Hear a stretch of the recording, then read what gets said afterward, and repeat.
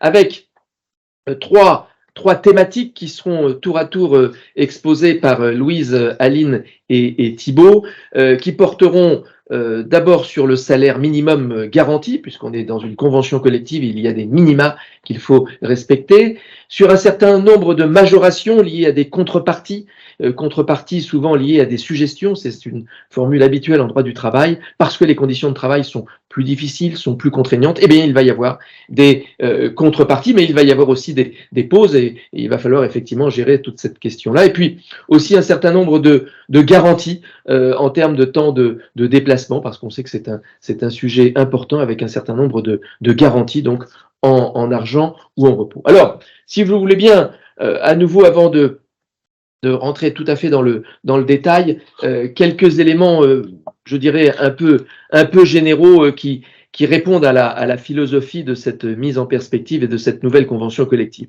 En matière de rémunération, vous l'avez compris, la grande nouveauté, c'est un barème national unique au niveau national. C'est une grande première dans la métallurgie qui, je vous rappelle, ceux qui avaient participé à nos différents webinaires étaient assez éclatés puisque c'était des conventions collectives territoriales, donc avec des différences de rémunération et on pouvait ne pas avoir la même rémunération. Donc, quand on a dit ça, on se dit, bah, pourquoi pas? C'est une bonne idée, cette notion d'harmonisation. C'est ce qui se passe dans toutes les conventions collectives.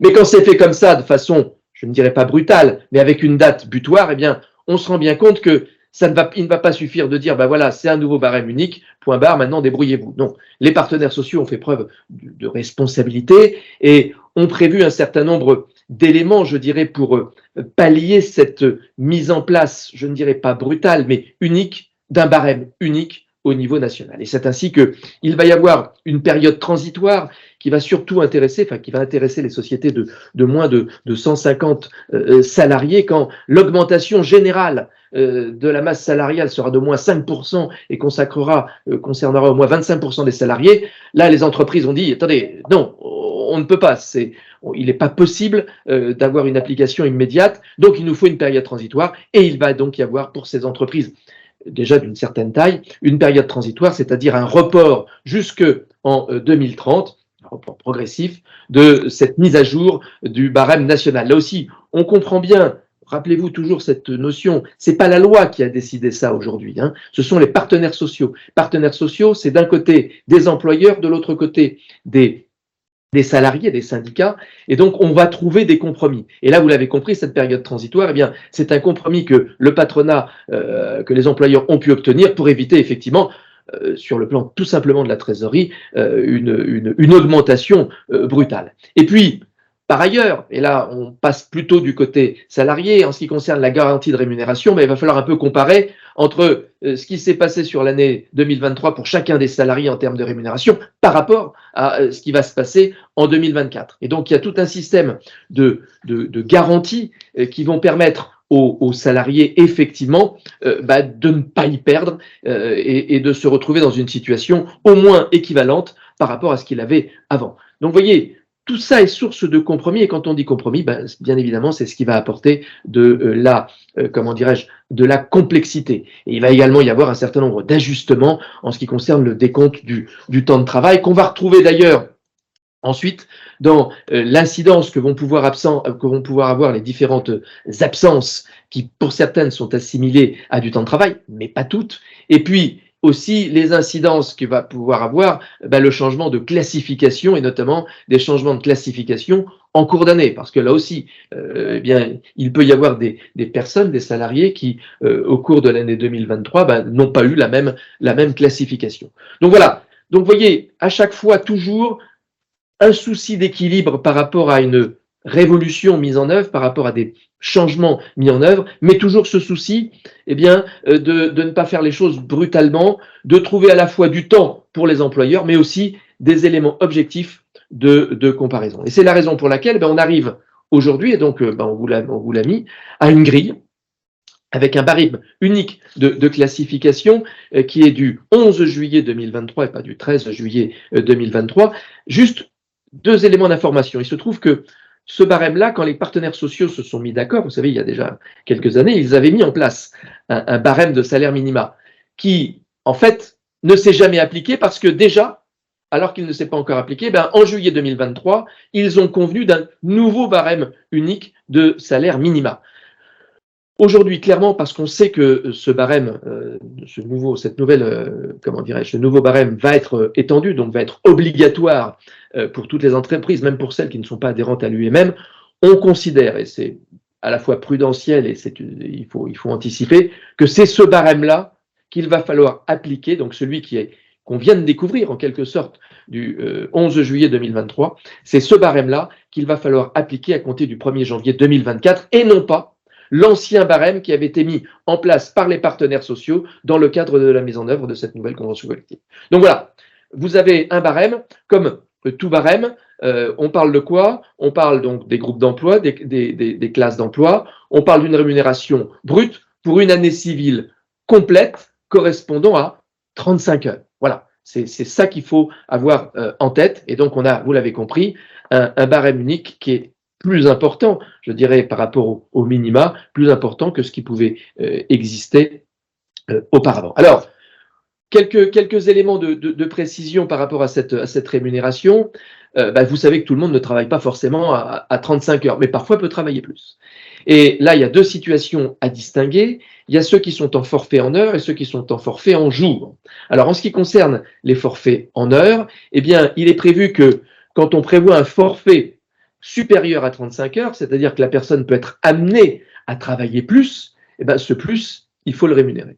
Donc, si cette rémunération, si cette durée du travail est augmentée de 10%, alors, 3h30 par semaine, il y a aussi un décalage, il y a aussi un calcul sur l'année, eh bien, il faut d'ores et déjà prévoir, quand on fait un forfait en heures pour un collaborateur, avec plus 10%, eh bien, il faut prévoir une augmentation qui, cette fois-ci, va être de 15% du salaire minimum obligatoire. Et puis, si le forfait annuel il est encore plus important, c'est-à-dire non pas plus 10% de temps, mais plus 20% de temps, eh bien, l'augmentation, le forfait lui-même va être de 30%. Je vous rappelle qu'en ce qui concerne ces forfaits en heures, c'est une durée maximale que va pouvoir faire le salarié. Mais si certaines semaines, il travaille un peu moins, parce qu'il y a un peu moins de travail, eh bien, il gagne toujours autant. C'est le principe du forfait. Donc, on prend en compte ces heures supplémentaires dans la rémunération globale du collaborateur avec cette augmentation. Et le collaborateur, lui, va être amené à travailler jusqu'à ce montant maximal. Ça amène de la flexibilité, bien évidemment, et de la souplesse pour les entreprises, même s'il y a un coût fixe, puisqu'on n'est pas certain qu'à côté de ce forfait heure, il va y avoir très exactement le nombre d'heures effectives. Il peut-être y en avoir. Et puis, l'autre situation, ce sont les cas d'un forfait jour. Il est habituel dans les conventions collectives, on le connaît déjà dans certaines conventions collectives, je pense à la Syntec par exemple, où on considère que quand on est à 35 heures, quand on est en forfait jour, on n'est pas à 35 heures, et donc le minima doit être augmenté. Et c'est un peu normal parce que vous savez que quand on ne compte plus en heures et en jours, on peut avoir des journées, certes parfois beaucoup plus courtes, mais aussi beaucoup plus longues. Et c'est cette, je dirais, augmentation malgré tout du temps de travail quotidien qui est pris en charge et qui est pris en compte par les partenaires sociaux. Et donc là, c'est pas négligeable, hein. Plus 30% de rémunération pour un cadre qui serait en forfait jour par rapport au minimum conventionnel, ça mérite de s'assurer à chaque fois, on a véritablement besoin que ce cadre en question soit en forfait jour parce qu'il a l'autonomie nécessaire. Ce qui, à contrario, veut dire que si vous avez des cadres qui n'ont pas l'autonomie en question, c'est peut-être pas forcément utile de les mettre en forfait jour et donc de ne pas prévoir cette augmentation de 30%. Et donc, pour en terminer, on a un nouveau barème, donc le barème de tout à l'heure qui était sur 35 heures, ce barème-là, on vous l'a également proposé en reprenant nos chiffres de tout à l'heure, mais en lui donnant les éléments d'information en fonction du forfait en heures, soit plus de 10%, c'est la colonne bleue, 20%, c'est la colonne grise, et puis forfait jour, c'est la dernière colonne. Donc voilà, en termes de rémunération, vous retenez deux choses. Un, désormais un barème unique. Deux, des modalités de mise en œuvre qui sont le résultat d'un compromis. Et puis 3, peut-être aussi, je l'ai oublié, eh bien un barème qui s'applique à compter du 1er janvier, qui aujourd'hui n'est pas encore étendu, mais sachez qu'il va l'être, et c'est la raison pour laquelle c'est sur ce barème-là et qu'il faut se fixer. Voilà, j'en ai terminé sur ces grands éléments. Je vais maintenant laisser la parole à Louise, qui va nous parler d'un sujet important, mais parfois un peu complexe, qui est celui du cas particulier de nos cadres débutants. Louise, tu as la parole. Je te remercie, Pierre-Jacques. Effectivement, les cadres débutants, ce sont ceux qu'on considère n'ont pas 6 ans d'expérience. En effet, la convention collective, les signataires du moins, ont considéré qu'une expérience professionnelle de 6 années était une condition de plein exercice pour les cadres occupant un groupe d'emploi de catégorie F. Ils considèrent donc comme débutant, ils ont donné une définition précise, un salarié embauché au sortir de ses études dont l'expérience professionnelle nécessite une période de mise en pratique des connaissances acquises et d'intégration à l'entreprise. Ça a amené les signataires à considérer que pour valoriser la prise progressive d'autonomie de ces salariés, que le barème soit adapté, donc avec une majoration de 5% après 2 années d'expérience, et de 8% après 4 ans. Et au bout de 6 ans, on revient sur le barème unique. L'expérience considérée, c'est chaque année accomplie en tant que cadre ou dans un emploi ayant permis d'acquérir des compétences en lien avec un emploi occupé, qui va être occupé dans l'entreprise. Ce qu'il faut prendre en compte, c'est pas que c'est 6 ans dans la même entreprise, c'est 6 ans au titre d'un ou plusieurs contrats exécutés dans une ou plusieurs entreprises. Et préciser que tout ce qui est contrat de professionnalisation et les contrats d'apprentissage sont pris en compte pour moitié dans l'ancienneté. Il faut aussi prendre en compte que cette définition de cadre débutant entre en vigueur au 1er janvier 2024, y compris pour les salariés cadres en poste ayant au moins 6 ans d'expérience. Ça veut dire que les contrats conclus avant le 1er janvier 2024 sont à prendre en compte pour apprécier cette durée de 6 années d'expérience. On vous a remis en bas de la slide le barème avec les différents salaires à respecter pour les cadres ayant moins de 2 années d'expérience, les cadres entre 2 et 4 ans et les cadres ayant entre 4 et 6 ans. Donc voilà, il faut bien prendre en compte cette particularité des cadres dirigeants. Comme vous l'avez remarqué, le barème de rémunération est un barème annuel. C'est-à-dire qu'il va falloir prendre en compte pour apprécier si les salariés ont au moins le minimum conventionnel, il va falloir prendre en compte annuellement l'ensemble des éléments bruts de rémunération mentionnés sur le bulletin de salaire et soumis à charge, quelle que soit la dénomination de ces éléments de salaire, quelle que soit leur périodicité, et quelle que soit leur source juridique, c'est-à-dire que ça peut être issu d'un usage, du contrat de travail ou éventuellement d'un accord d'entreprise. Pour apprécier si ce barème annuel est respecté, il y a la convention collective exclut expressément certains éléments, y compris la prime d'ancienneté, les majorations pour travaux pénibles, dangereux ou insalubres, tout ce qui est contrepartie liée à des organisations ou conditions de travail particulières comme les astreintes, les contreparties pour ceux qui travaillent en équipe successive, par exemple, sont également exclus tout ce qui est primes et gratifications ayant un caractère exceptionnel et bénévole, tout ce qui est les rémunérations dues au titre des inventions de mission, ainsi que toutes les sommes issues de l'épargne salariale, l'intéressement, la participation, etc. Donc, pour vérifier que vos salariés ont le minimum conventionnel, vous devez comparer à la fin de l'année annuellement que les salaires qu'ils ont perçus au cours de l'année civile correspondent à ce barème annuel. Voilà, je te laisse la parole, Aline, pour parler de la période transitoire. C'est moi qui prends la suite sur la période excuse-moi. transitoire. Ouais. Oui, donc je reviens sur la notion que Pierre-Jacques a évoquée en introduction, sur l'adaptation finalement de l'évolution des minima conventionnels dans les entreprises de moins de 150 salariés, puisque les partenaires sociaux ont bien conscience que du fait de cette harmonisation de diverses, de dizaines de conventions territoriales, en fonction des territoires, les entreprises vont être plus ou moins impactées par ces nouveaux minima. Et donc, les partenaires sociaux ont considéré que les entreprises pouvaient être fragilisées finalement par ces nouveaux minima, et donc ont convenu d'une adaptation, plutôt d'une possibilité, d'ailleurs, plus qu'une adaptation, mais une possibilité pour les entreprises de ne pas appliquer immédiatement les nouveaux minima, mais de les appliquer de manière différée.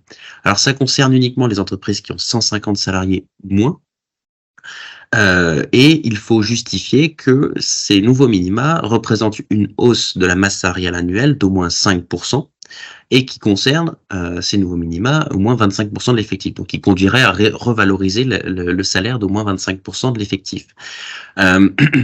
Donc, pour pouvoir utiliser cette possibilité, il faut faire la comparaison entre la masse salariale de l'année 2023 et la masse salariale projetée de l'année 2024 avant le 31 mars de l'année 2024. Donc ça, c'est l'employeur qui fait ce travail, éventuellement accompagné de son expert comptable. Il fait ensuite attester de la réalité finalement de ce qu'il avance par son expert comptable ou son commissaire aux comptes, étant précisé que cette attestation doit indiquer que la hausse pourrait avoir un impact et pourrait entraîner des difficultés économiques pour l'entreprise. Et enfin, on communique la grille des salaires applicable au CSE ou en absence de CSE directement aux salariés.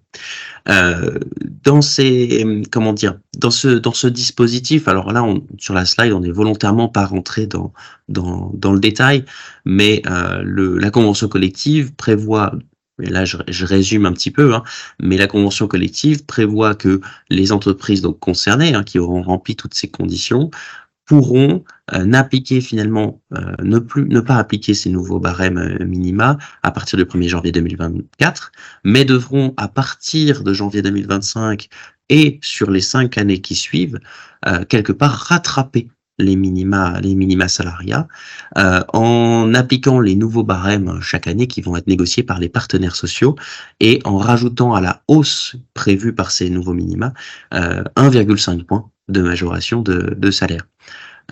Et donc, pour rattraper finalement l'application du barème et s'aligner sur le barème national au 1er janvier 2030. Évidemment, le barème n'est pas celui qu'on vous a présenté, il a largement le temps d'évoluer d'ici les 6 prochaines années. Voilà, sur ce dispositif qui est un petit peu particulier, on rentre pas plus dans les détails. Là, il faudra mener une analyse au cas par cas en fonction de la situation des entreprises. Et je laisse la parole, cette fois-ci à Aline, sur la garantie conventionnelle individuelle de rémunération. Oui, donc la garantie individuelle de rémunération, on a dit il y avait 2 garde-fous finalement dans l'application de ces mini-conventionnels. Un garde-fou pour les entreprises de sorte à ce que ça augmente pas trop leur masse salariale, mais aussi un garde-fou pour les salariés de sorte à ce qu'ils ne perdent pas en termes de rémunération au titre de l'application du nouveau barème. Donc cette garantie conventionnelle individuelle de rémunération, elle vise à faire une comparaison, à prendre une photo en fait de la rémunération que le salarié a eue au titre de l'année 2023, au 31 décembre 2023, et à regarder sur les années qui suivent si en application des nouvelles dispositions conventionnelles, il perçoit au moins la même chose. Donc cette garantie conventionnelle individuelle de rémunération, elle vise les salariés qui sont présents au moment du passage au nouvel accord collectif, donc c'est-à-dire présent sur l'année 2023. Ce montant de la garantie, on nous dit clairement que le salaire ne peut être inférieur à la rémunération perçue en 2023 en application des dispositions conventionnelles et du contrat de travail. C'est-à-dire qu'en fait, on vise un maintien de rémunération au titre des avantages que le salarié prend de son contrat de travail d'une part et des dispositions conventionnelles d'autre part. On ne vise pas, par exemple, les avantages que le salarié peut tirer en termes de rémunération au titre d'usage qui peuvent fluctuer avec le temps. Si on constate une différence à ce moment-là, il y aura le versement d'un complément de rémunération qui sera rendu obligatoire au titre de l'application des dispositions conventionnelles. Donc, on sera sur un versement annuel après la vérification, versement donc d'une indemnité qu'on appellera une indemnité différentielle. On est sur des barèmes minimaux annuels, donc par définition, on va prendre la rémunération annuelle de 2023, qu'on va comparer à la rémunération annuelle de 2024, qu'on comparera à la rémunération annuelle de 2025, et ainsi de suite. L'évolution de cette garantie, comment ça va évoluer dans le temps? On va faire cette comparaison, si on peut juste revenir sur la slide d'avant, si on va faire cette comparaison en fait année après année jusqu'à ce qu'il y ait une résorption en fait de cette différence de rémunération. Concrètement, ça va surtout concerner des salariés qui pourraient changer de statut avec l'application de la nouvelle convention collective entre les statuts cadres et les statuts non cadres, sachant que ce passage en fait d'un statut à un autre, il y a déjà des compensations qui sont prévues dans le cadre du changement de classification. Donc, ça ne va pas concerner une catégorie de salariés importante. C'est-à-dire que les dispositions conventionnelles et les dispositions contractuelles, quand on les cumule, de toute façon, l'application de la nouvelle convention collective ne vous permettra pas de diminuer la rémunération du salarié qui est déjà fixée avec son contrat de travail et qui est applicable aujourd'hui.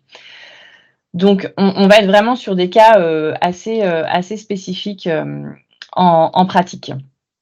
Cette assiette de comparaison de la garantie individuelle de rémunération, donc c'est ce que je vous disais tout à l'heure, hein, ce sont tous les salaires qui sont soumis à charge et qui sont pris en considération pour faire cette comparaison prévue par le contrat de travail ou prévue par les dispositions conventionnelles. Et on va comparer avec ce que le salarié va percevoir en 2024. Ce sur quoi il faudra être prudent, c'est que si vous avez une absence au cours de l'année 2023, au cours de l'année 2024, il faudra reconstituer la rémunération au titre de cette absence pour pas avoir une année 2024 justement avec une absence de rémunération ou une 2023, pour comparer en fait des masses qui soient cohérentes et qui soient communes. Idem, si jamais le salarié change de fonction, si jamais il y a un changement dans sa rémunération, il faudra adapter à chaque fois votre assiette et votre base de calcul pour comparer des choses qui soient cohérentes entre elles. Donc ça, c'est pour la garantie individuelle de rémunération. Donc, garde-fou pour les salariés, de sorte à ce qu'ils ne perçoivent pas moins en 2024 que ce à quoi ils avaient le droit au titre de leur contrat des dispositions conventionnelles en application des dispositions de 2023. La convention collective, au-delà des barèmes minimums, elle prévoit un certain nombre de primes et avantages salariaux qui sont plutôt liés en fait, en général, au mode d'exécution du contrat de travail et surtout au mode d'organisation du temps de travail. Il y a une indemnité d'habillage, donc il faut savoir que le Code du travail nous dit qu'un salarié qui doit s'habiller sur son lieu de travail, le temps d'habillage et de déshabillage doit faire l'objet d'une contrepartie. La convention collective de la métallurgie, au niveau national, en tout cas, était muette jusqu'à présent sur ce point. Peut-être qu'il y avait des conventions territoriales qui le traitaient. Aujourd'hui, on a des dispositions conventionnelles qui vont s'appliquer et qui va prévoir le versement d'une contrepartie en argent, puisque chaque semaine, en fait, le salarié aura le droit au versement d'une indemnité qui est égale à la moitié du salaire minimum hiérarchique correspondant à ce temps. Alors, c'est quoi la moitié du salaire minimum hiérarchique? Vous prenez le coefficient, vous prenez la base annuelle de rémunération, qu'on a vu tout à l'heure, vous divisez par 12 et vous divisez par 151,67, une base 35 heures, pour qu'on ait justement la valeur horaire de ce salaire minimum hiérarchique. Possibilité de verser cette indemnité d'habillage en une seule fois par un versement annuel, si on veut que ça ait un impact pécuniaire plus conséquent. Et possibilité aussi de la convertir en repos. Voilà. Donc ça, c'est pour l'habillage, déshabillage pour les salariés qui ont une tenue de travail obligatoire et qui doit être obligatoirement mise sur le lieu de travail. Le travail habituel de nuit, donc là, on parle des salariés qui travaillent habituellement la nuit, ont une majoration minimum de 15% du salaire minimum hiérarchique pour les heures accomplies entre 21h et 6h. Pour vérifier en fait si le salarié bénéficie bien de cette majoration, on va prendre en compte les avantages salariaux versés par l'entreprise spécifiquement au titre du travail de nuit quelle qu'en soit la dénomination, même lorsqu'ils sont intégrés au salaire de base. Ça veut dire quoi? Ça veut dire qu'en fait, l'objectif des partenaires sociaux, c'était pas d'augmenter, de majorer massivement le travail habituel de nuit si l'entreprise a déjà des contreparties qui existent. Donc, en fait, si vous avez déjà une prime de nuit, si vous avez d'autres éléments que vous versez par rapport au travail de nuit, il faudra qu'on vérifie si ça correspond bien à une majoration minimum de 15% du salaire minimum hiérarchique. Si c'est le cas, vous répondez aux dispositions conventionnelles. Donc, par contre, il faudra quand même faire attention, là, quand vous allez analyser vos payes et vos avantages salariaux, faire attention au vocable aujourd'hui que vous utilisez. Si vous avez quelque chose qui est spécifique aux travailleurs de nuit, c'est vrai que dans ces cas-là, ça peut valoir le coup quand même d'avoir un vocable qui corresponde bien, qui rattache bien cet élément de salaire au travail de nuit. Autre majoration, enfin pas majoration, mais indemnité, pardon, en termes de rémunération, c'est quand on travaille en équipes successives. Donc en fait, c'est des équipes qui se suivent. Ça peut être les 2-8, les 3-8. Enfin après, ça dépend comment l'entreprise est organisée. Obligation de verser un montant, enfin une prime d'un montant qui est égal à 30 minutes, donc à la moitié du salaire minimum hiérarchique, donc une demi-heure de temps de rémunéré pour le travail en équipe successive. Ce n'est pas dû s'il y a un arrêt supérieur à une demi-heure. Donc en général, quand on a des équipes successives, souvent sur la période de poste, on a une demi-heure de pause. Là, typiquement, on est exactement là-dessus. Pour vérifier justement aussi le bénéfice de la prime, on va prendre en compte les éventuels avantages salariaux versés par l'entreprise, spécifiquement au titre du travail en équipe successive. Même pareil, même formulation, même si c'est intégré au salaire de base et quelle qu'en soit la dénomination. L'idée aussi, c'est comme dans les dispositions conventionnelles, on avait des conventions collectives territoriales qui allaient prévoir des montants en argent pour compenser le travail en équipe, d'autres qui prévoyaient de la pause payée pour compenser le travail en équipe. Donc l'idée, en fait, c'est de pas ajouter, c'est de faire masse en fait de tous ces éléments avantages en termes de rémunération qui étaient accordés pour savoir si le salarié bénéficie bien au moins de ces 30 minutes correspondant au salaire minimum hiérarchique. Travail exceptionnel de nuit, férié, dimanche. Des majorations quand on travaille exceptionnellement la nuit, les fériés et les dimanches. Donc pour le travail exceptionnel de nuit entre 21h et 6h, plus 25%. Donc c'est quoi la différence entre les 15 et les 25%? C'est que là, le travail il est exceptionnel, quand de l'autre côté, il était habituel la nuit. Travail du dimanche, plus 100%. Travail d'un jour férié, plus 50%. Et en cas de cumul des majorations, on retient la majoration la plus forte. Donc, c'est-à-dire que si on travaille de nuit, un jour férié qui tombe un dimanche, on sera majoré à 100%. Autre point qui est prévu par rapport aussi à la nuit d'ailleurs, c'est le panier de nuit. Donc, pour les travailleurs de nuit, donc là, on est vraiment sur du travail habituel de nuit, la convention collective prévoit un remboursement de frais qui s'appelle le panier de nuit, dont le montant est fixé dans la limite de l'exonération des barèmes fixés par l'URSSAF. Si vous avez des paniers plus importants, vous avez l'usage aujourd'hui de verser des paniers d'un montant plus important, vous allez continuer à verser votre usage à appliquer votre usage de verser des paniers plus importants. Par contre, il faut juste faire attention à la part exonérée, non exonérée. Mais ça, vous devez déjà avoir l'habitude. Autre point qui n'était pas prévu jusque-là dans la convention collective et qui a été ajouté, c'est la gestion en fait des rémunérations des inventions. Quand on a des salariés qui ont des missions inventives et que ces missions en fait peuvent faire l'objet d'un brevet, il y a la prévision de versement d'une prime de 300 € ou lorsque l'invention présente un intérêt exceptionnel pour l'entreprise, à ce moment-là, il y aura une négociation du montant en fait attribué aux salariés avec l'idée d'un juste prix fixé entre les parties. Et après, pour les autres inventions qui ne seraient pas brevetables, on reste sur la négociation entre les parties de la compensation de réalisation de cette invention. Voilà pour les différents éléments, primes, majorations et indemnités qui sont versés, qui sont prévus au titre de l'application des dispositions conventionnelles nationales. Je ne sais pas s'il y a des questions ou pas, du coup. Alors, il y a un certain nombre de questions, on peut peut-être en passer certaines avant de poursuivre. Alors, si je reprends... Même le temps d'habillage, alors si vous avez le temps d'habillage, je les ai mises. Même si le temps d'habillage se fait pendant les heures de travail, en fait, si votre temps d'habillage, il se fait pendant le temps de travail, ça veut dire que vous l'avez assimilé à du temps de travail effectif. Donc, effectivement, vous versez déjà une contrepartie qui est présente, en fait. Vous allez au-delà des dispositions conventionnelles puisque non seulement vous le rémunérez, Et en plus, il est décompté dans vos durées maximales de travail, dans le décompte de vos heures sup, dans tout ce qui s'ensuit en fait. Là, on vise le temps d'habillage qui n'est pas considéré comme du temps de travail effectif, mais qui fait l'objet d'une contrepartie en argent ou en repos. Donc, si vous l'assimilez sur le travail effectif, vous allez au-delà des dispositions conventionnelles.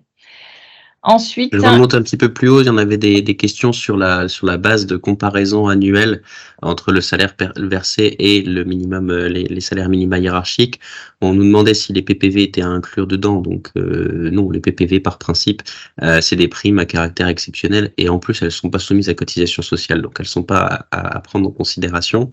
Faut-il prendre en compte les avantages en nature? Oui, les avantages en nature sont prévus comme faisant partie de la base de comparaison. Et on a, est-ce qu'une prime d'absentéisme versée en fonction de la présence peut être prise en compte dans le calcul? A priori, oui, elle n'est pas dans la liste des exclusions de la comparaison, donc a priori, oui. On a répondu au fur et à mesure d'un certain nombre de questions là au fil de l'eau. Mmh. Oui. Du coup, ensuite, est-ce que les paniers de nuit sont pris en compte dans le calcul des 15% du SMH? Alors ça, non, puisqu'on est vraiment sur un élément de salaire et le panier de nuit, c'est un remboursement de frais. Et en plus, on a 2 dispositions conventionnelles bien distinctes sur le sujet entre le travail habituel de nuit et le panier de nuit. Ensuite, je vois qu'il y a une question, il y a déjà une réponse. Prime de travail en équipe, cela vient en plus des heures de pause payées. Eh bien, c'est justement parce que dans la métallurgie, jusque-là, en Haute-Savoie, on avait une indemnité de pause payée d'une demi-heure, c'est-à-dire qu'on n'avait pas de majoration, enfin, on n'avait pas de prime d'équipe proprement dit, on avait de la pause payée d'une demi-heure. Ça va se compenser en fait, la prévision par la nouvelle convention d'un montant égal à une rémunération de 30 minutes et la pause de 30 minutes qu'aujourd'hui on rémunère puisque finalement on nous demande de prendre en compte les autres avantages éventuels salariaux, éventuellement versés par l'entreprise et le fait de payer une pause qui n'est pas du temps de travail effectif, par principe, c'est bien un avantage salarial. Voilà. Donc ça, c'est spécial Zoom Haute-Savoie, puisque vu qu'on est sur Haute-Savoie, tu seras pardonné. On connaît pas trop mal. Voilà. Donc ça, je ne sais pas si on a fait le tri. On va reprendre les questions, sinon il faudra peut-être y répondre par message directement, comme ça permet de vous apporter la réponse. Autre élément de salaire important de rémunération, c'est la prime d'ancienneté. Dans la prime d'ancienneté, rien de bien nouveau en fait au niveau de la métallurgie. Elle existait, elle existe, elle existera. Elle concerne qui? Elle concerne nos salariés qui sont non cadres. Donc on est toujours sur les salariés non cadres. Donc aujourd'hui, ce sont les catégories d'emploi qui vont de A à E, toujours à partir de 3 ans d'ancienneté, et elle évolue toujours jusque 15 ans d'ancienneté. À partir de 15 ans, on s'arrête. La formule de calcul, forcément, elle va varier. Pourquoi? Parce qu'on n'a plus ce coefficient hiérarchique multiplié par un pourcentage, si on était ouvrier, technicien, etc., multiplié par une valeur de points. On va avoir toujours la valeur de points, certes, mais on va avoir une valeur de points multipliée par un taux. Donc, valeur de points multipliée par un taux, multiplié par 100, et ensuite multiplié par le nombre d'années d'ancienneté. Et le taux, lui, il est fonction de la classe emploi qu'on a. Donc, si on est A1, le taux, c'est 1,45. Si on est A2, 1,60. Et ainsi de suite. Vous avez le petit tableau dans la slide. La valeur de points, c'est là où on a une survie en fait des conventions collectives territoriales. Cette valeur de points, elle est fixée au niveau du territoire. Donc en fait, nous par exemple sur la Haute-Savoie, on va avoir une valeur de points fixée par la Haute-Savoie, pareil en Savoie, pareil dans le sud, etc., en fonction des territorialités, des branches qui s'appliquent. C'est là où on a une survie des dispositions conventionnelles qui vont fixer la valeur de points. Si jamais la valeur de points n'a pas été fixée au 1er janvier 2024, pas d'inquiétude, on va prendre la valeur de points qu'on appliquait jusque-là. Elle varie en fonction de l'horaire de travail, c'est-à-dire qu'on a une prime d'ancienneté pour une valeur 35 heures. Si on fait des heures supplémentaires, la prime d'ancienneté évolue. Si on a une convention de forfait en jour, c'est-à-dire qu'on est non cadre, on relève des catégories A à E, mais on a quand même un décompte du temps de travail en jour, c'est possible par l'application des dispositions conventionnelles. On nous demande de majorer cette prime d'ancienneté de 30%. Preuve du versement, dans la métallurgie, vous ne pouvez pas ne pas mentionner le versement de la prime d'ancienneté sur le bulletin de salaire. Vous avez l'obligation de prévoir une ligne sur le bulletin de salaire qui indique bien le versement de la prime d'ancienneté. l'entreprise qui nous dirait bah non, mais moi, elle est intégrée au salaire de base, c'est pas possible. Et ça, la convention collective le rappelle bien. C'est pas Même possible. Pardon, Aline, c'est pas possible et en plus, ce serait très contre-productif parce que ça rendrait le salarié créancier de cette prime d'ancienneté. Non, mais elle est pas sur, j'ai pas une ligne distincte. Donc, c'est vraiment à ne pas faire, quoi. Donc, il faut absolument qu'il y ait une ligne distincte sur cette prime d'ancienneté. Garde-fou par rapport à la prime d'ancienneté, on avait dit par rapport au minimum conventionnel qu'il fallait, on peut changer de ça, qu'il fallait justement que le salarié perçoive pas moins. On a la même chose en fait sur la prime d'ancienneté. On va comparer le montant de la prime d'ancienneté issu de l'ancienne formule de calcul avec celui prévu par la nouvelle formule de calcul applicable au 1er janvier 2024. Et si on se rend compte qu'il y a un écart, on sera obligé de verser un complément pour maintenir le montant versé en 2023. Aussi longtemps qu'il le faudra pour rattraper le nouveau montant de la prime d'ancienneté. Cette ligne également à figurer sur le bulletin de salaire, c'est-à-dire qu'on aura prime d'ancienneté et indemnité complémentaire prime ancienneté. Après, on l'appellera un peu comme on voudra, mais en tout cas, il faudra bien qu'elle figure. On aura ces deux lignes sur le bulletin de salaire. Donc ça peut être quand même des effets qui se coulent et une des incidences quand même de cette nouvelle classification. Si on avait quelqu'un qui était classé, même s'il reste non cadre, mais qui était classé beaucoup plus haut que ce qu'il devrait, on peut effectivement aboutir à une baisse du montant de sa prime d'ancienneté. Il faudra verser cette compensation. Voilà pour les primes et avantages en termes de rémunération qui sont prévus par la convention collective. Et on passe à la rémunération des alternants. Voilà. Alors sur la rémunération des alternants, donc on a deux types d'alternants, on a les apprentis et les contrats de professionnalisation. Donc on voit que pour les apprentis en particulier, la convention collective a prévu une grille qui est un petit peu différente et plus avantageuse que les dispositions légales. Quand je dis un petit peu différente, c'est parce que les découpages de catégories d'âge n'est pas la même que pour les dispositions légales. Donc voilà, on a ces taux ici. Donc ces taux qui sont fixés en pourcentage du SMIC, ça on vous l'a bien précisé. Sur la slide suivante, on vous a indiqué les taux qui sont applicables au contrat de professionnalisation. Alors là, pour le coup, le découpage est le même que le découpage légal et on est globalement à 5% de plus que le légal sur les salariés inférieurs à qui ont moins de 26 ans et on est de mémoire à 15% de plus pour les salariés qui ont 26 ans et plus, toujours fixé du coup en pourcentage du SMIC. Et si on passe à la slide suivante, on vous a rappelé que la convention collective a prévu donc, on l'a évoqué, un salaire minimum mensuel qui est fixé en pourcentage du SMIC, mais annuellement, on a une garantie minimale qui s'applique et qui va cette fois-ci être fixée en pourcentage en pourcentage de la grille conventionnelle et en fonction du niveau d'études du salarié, on va se référer à un niveau de classification plus ou moins élevé. Donc là, on vous a mis les familles. Alors quand on dit famille 1, en réalité famille 1, ça correspond aux salariés qui font un CAP ou un BEP. Famille 2, c'est pour le niveau bac. Famille 3, c'est jusqu'à la maîtrise. Et famille 4, c'est globalement les masters et les doctorants.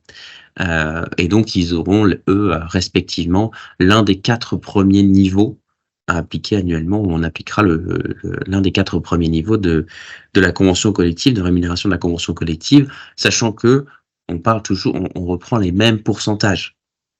Donc, si on est sur un salarié qui a, je ne sais pas, qui est apprenti, qui a 17 ans, on appliquera 35% du salaire minimum correspondant à la classe du niveau qu'il est en train de réaliser.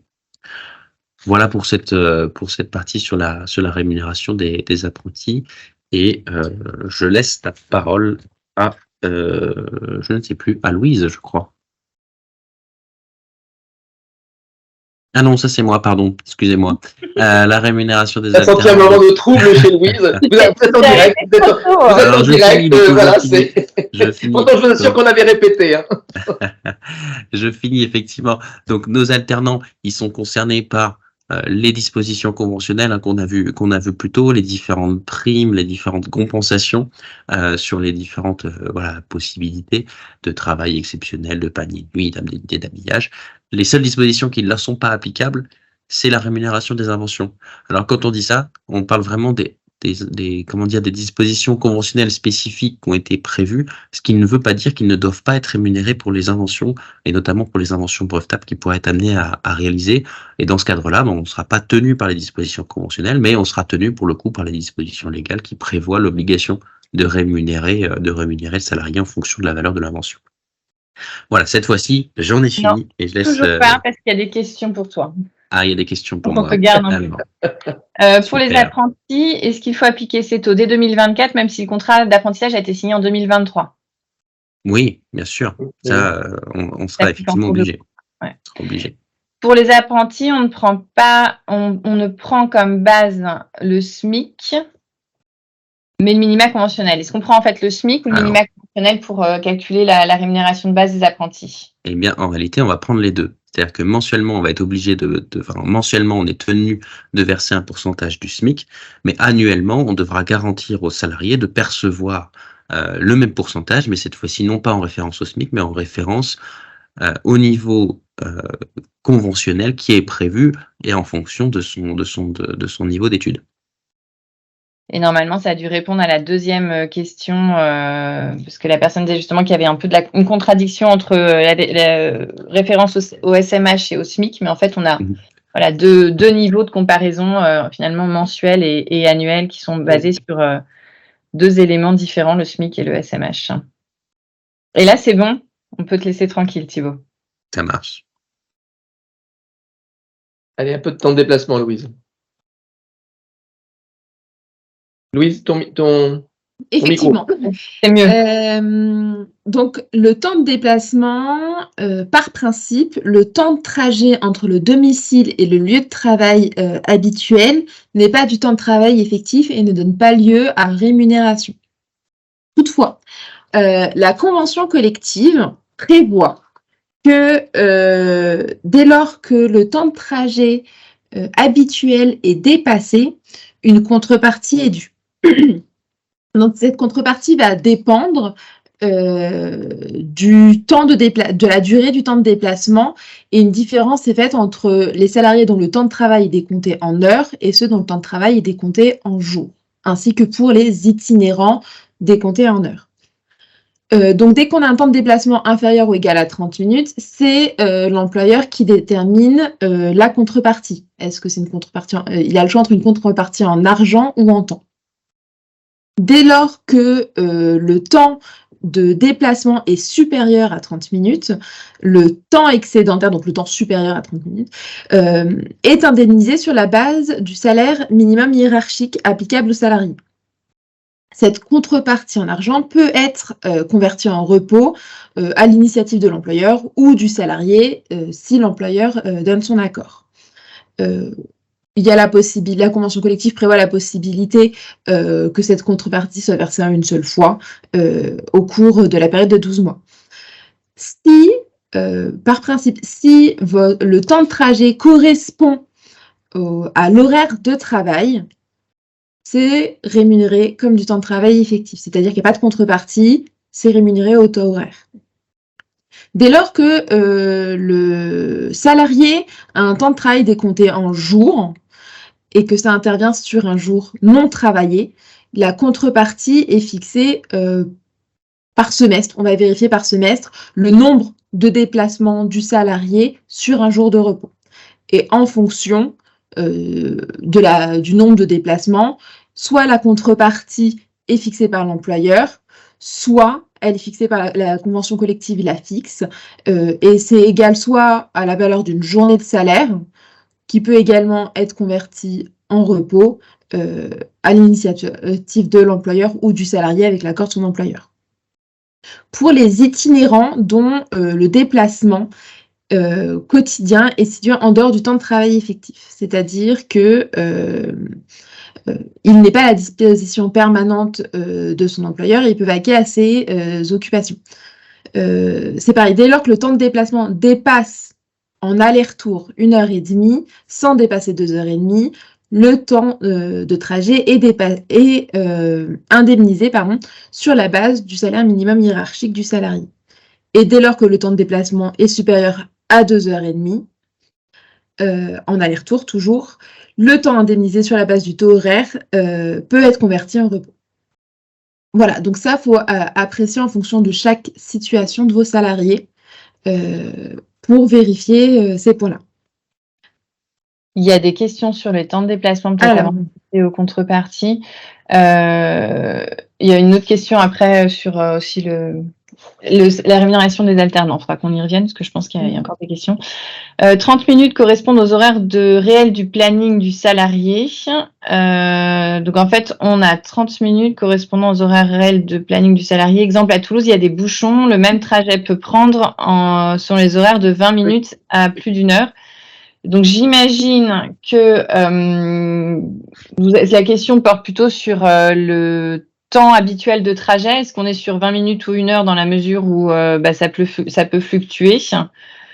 Alors là, on n'a pas de réponse juridique on n'a pas de réponse dans le Code du travail, on n'a pas de réponse conventionnelle, on n'a pas de réponse jurisprudentielle là-dessus. Là, en fait, on va plutôt faire appel à un temps de trajet moyen, que le salarié peut mettre. C'est-à-dire que si les bouchons, c'est plutôt exceptionnel de mettre 1 heure, ben on va pas prendre 1 heure. Si par contre c'est aussi exceptionnel de mettre une demi-heure, peut-être que la vérité se situe peut-être entre 35 et 40 minutes. Enfin, il faudra trouver une solution en fait pratique à cette problématique, mais la solution, on va pas la trouver stricto sensu dans le texte en fait. Après, il y avait encore une question. Il y avait pour un salarié administratif aux 35 heures, temps de trajet de 1h15 aller, y a-t-il une contrepartie? Alors, je ne sais pas si on comprend bien la question. Je ne sais pas, Louis, si tu veux répondre. Moi, ce que je comprends, c'est qu'habituellement, le salarié a 1h15. Oui, c'est ce que je comprends aussi. En fait, vas-y. Non, je t'en prie. En fait, la contrepartie est due que si le temps de trajet habituel est dépassée. C'est-à-dire que si au quotidien, elle met toujours 1h15 pour se rendre à son travail, il n'y a pas lieu de donner une contrepartie au final. Oui, surtout, en fait, ça concerne fondamentalement les situations où le lieu de travail, pour différentes raisons, va changer. C'est ça. On est sur un lieu de travail qui est déplacé par rapport à d'habitude. Il faut qu'on précise sur cet aspect-là, sur les histoires des embouteillages, si c'est toujours le même lieu de travail et le même domicile, enfin, si c'est le lieu en fait, la question, elle se pose vraiment quand le lieu de travail n'est pas le lieu de travail habituel. Donc, pour se rendre je reprends la question de Toulouse tout à l'heure, il y a des bouchons, mais c'est le lieu de travail habituel, qu'on mette 1 heure ou 3 heures, c'est pas le problème de l'entreprise. Si en revanche, un jour, une entreprise dit à un collaborateur qui d'habitude travaille à Toulouse, demain vous ne travaillez pas à Toulouse, mais vous allez travailler à Montauban, donc c'est inhabituel. Là, il va y avoir un temps de trajet qui va être supérieur au temps moyen que met en principe quelqu'un quand il se rend à Toulouse. Voilà. Et c'est cette différence de temps, parce que le lieu de travail n'est pas habituel, qui va faire l'objet d'une contrepartie. Ce qu'il faut savoir, c'est que le principe, il est posé dans la loi. Donc, ce n'est pas les partenaires sociaux qui l'ont inventé, mais les partenaires sociaux, face à ces dispositions législatives, ont donné des clés et des solutions pour les employeurs. Donc, en gros, plutôt que de faire ça, je dirais, de façon unilatérale dans le cadre de son entreprise, l'intérêt d'une convention collective, c'est qu'il y a une loi qui fixe un principe de dédommagement, et bien plutôt que de laisser ce dédommagement de façon gazeuse et sans que personne vraiment le gère, les partenaires sociaux disent, voilà, le dédommagement, il est comme ça, et c'est ce que vient de vous expliquer Louise. Voilà, ça me paraissait important d'apporter cette précision. Donc là, on est sur. Donc, il faut qu'on arrive à déterminer notre temps habituel de trajet pour du coup déterminer ce qui relève de l'exceptionnel quand on change de lieu de travail. Ça, c'est une chose.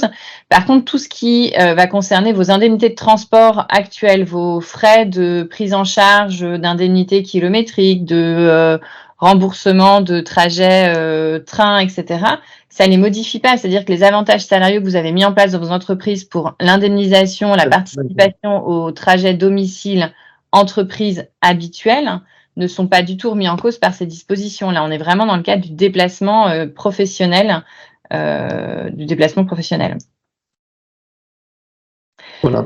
Les contreparties sont dues en fait aux salariés donc en heures et en jours pour répondre à une question. Par contre, les modes de contrepartie sont pas les mêmes justement parce qu'on va pas avoir les mêmes incidences sur le temps de travail. Oui, en gros, là, quand on dit et si le temps de trajet est inférieur, en fait, la question ne se pose pas.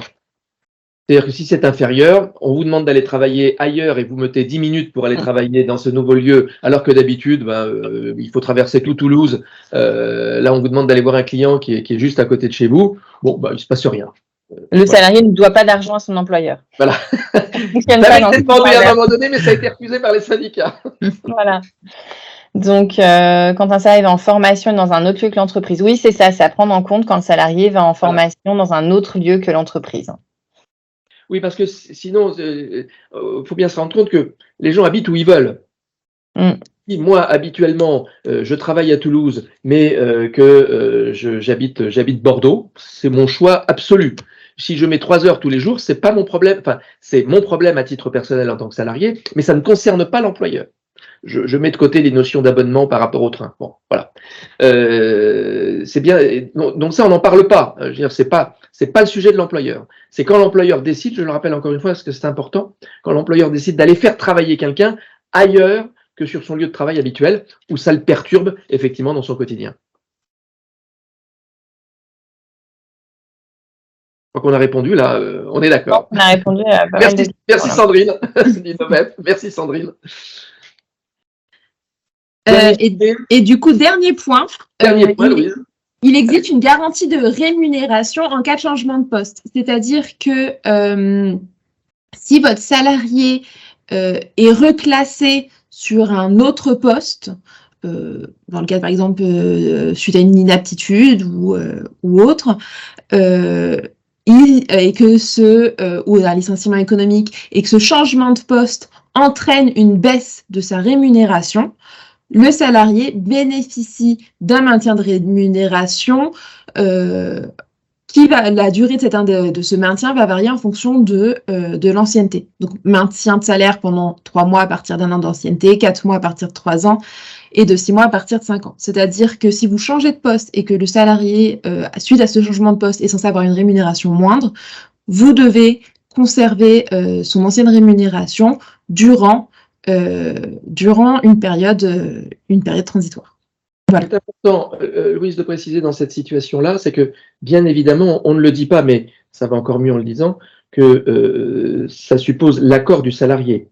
L'inaptitude, vous avez un salarié qui est inapte à son poste. On fait une recherche de reclassement.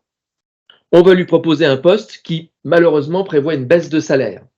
Eh bien, la convention collective dit, attention, il y a certes une baisse de salaire, mais l'employeur est obligé malgré tout, si par exemple, de maintenir s'il a 1 an d'ancienneté, de maintenir son salaire pendant 3 mois. Bon, le salarié, après, a le choix. Il sait que s'il accepte ce poste, malgré tout, pendant X mois, il aura un maintien de rémunération. Mais il faut donc son accord.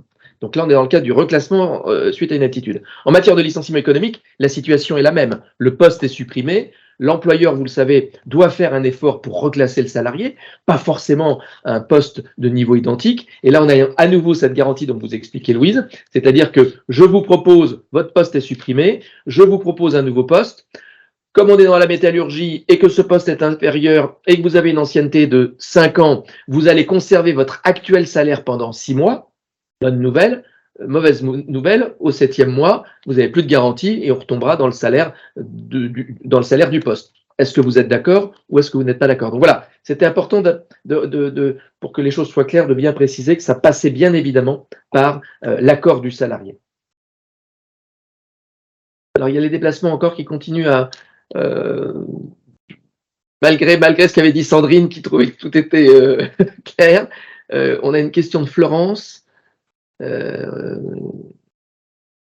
le temps entre le domicile et le lieu de travail est supérieur à 30 minutes en temps normal, c'est-à-dire que le lieu de travail habituel, domicile, temps supérieur à 30 minutes, doit-on appliquer la nouvelle convention collective ou compare-t-on au temps domicile-lieu de travail avec la destination du déplacement? En fait, sur le temps de déplacement, on va prendre en compte, on ne va commencer à indemniser que quand le temps de déplacement sur l'autre lieu de travail, soit un lieu de formation, de déplacement exceptionnel, est supérieur au temps habituel de trajet entre le domicile et le lieu de travail. C'est pas une durée, oui, c'est pas un temps de transport de moins de 30 minutes, c'est le dépassement qui est supérieur à 30 minutes. Ça nécessite une appréciation qui est relativement individuelle en fait. Oui, mais souvent, ce qui va se passer, pour faire pratico-pratique, c'est-à-dire qu'en fait, votre salarié, il va falloir qu'il se rende sur son lieu de formation à une certaine heure.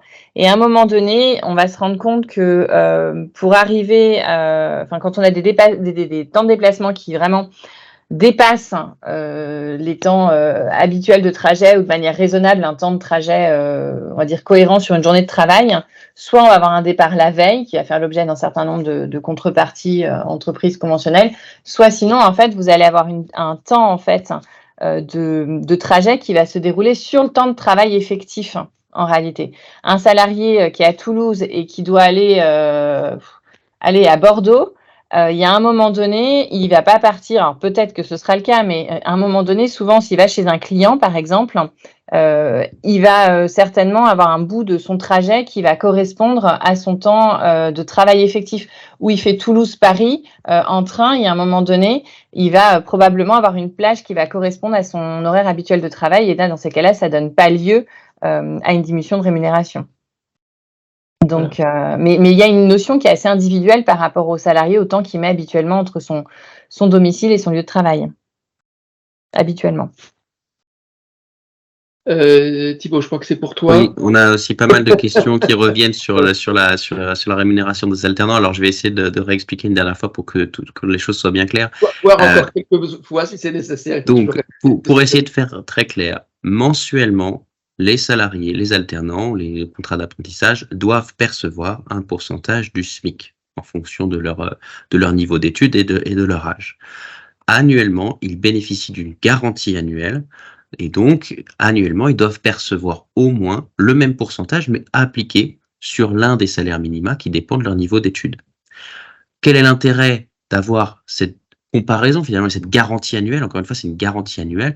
Cette garantie annuelle, elle ne comprend pas uniquement la rémunération des heures, mais elle intègre aussi toutes les sommes qui peuvent être versées à l'occasion ou en contrepartie du travail. Et donc, on va avoir notamment, éventuellement, la prime d'ancienneté. Alors ça va être assez rare quand même pour des alternants, mais ça peut exister. On va avoir des majorations pour travaux pénibles ou dangereux, insalubres, les contreparties salariales qui sont liées aux conditions particulières du travail, mais aussi toutes les primes et gratifications qui ont un caractère exceptionnel et même la rémunération des inventions de mission. Donc toutes ces primes-là vont s'additionner finalement, et ce qui va nous permettre soit d'atteindre totalement ou partiellement, cette garantie annuelle de rémunération. Et si vous ne versez rien de plus que le SMIC, eh bien vous aurez annuellement l'obligation de verser un complément pour atteindre au minimum cette garantie annuelle de rémunération.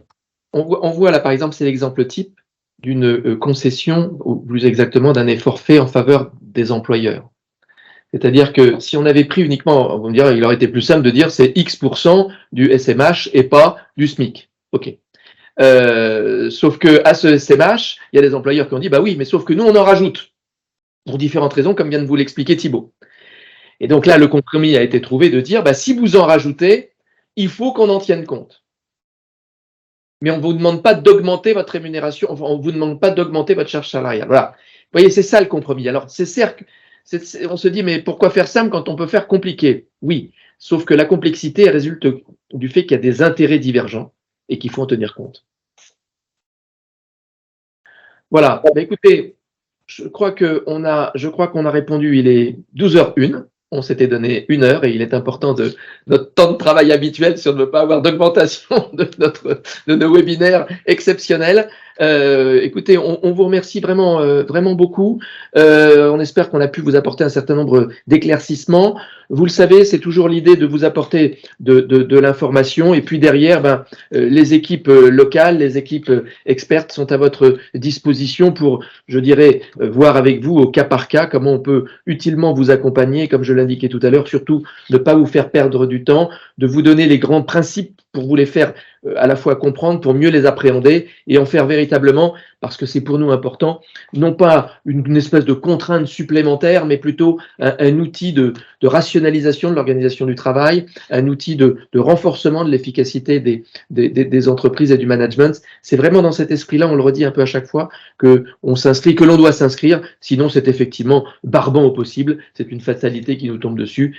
Comment on peut essayer de transformer quelque chose d'obligatoire en quelque chose de dynamisant et de stimulant pour le bon fonctionnement de nos entreprises. Voilà. Merci de votre attention. On était encore très nombreux aujourd'hui avec On était tout à l'heure à 90, on est aujourd'hui à 86. Enfin, on était tout à l'heure à 90 et maintenant on est à 85. Donc voilà, ça montre qu'on a su, je pense, retenir votre attention. Comme on vous le dit, un mail vous sera envoyé avec le replay.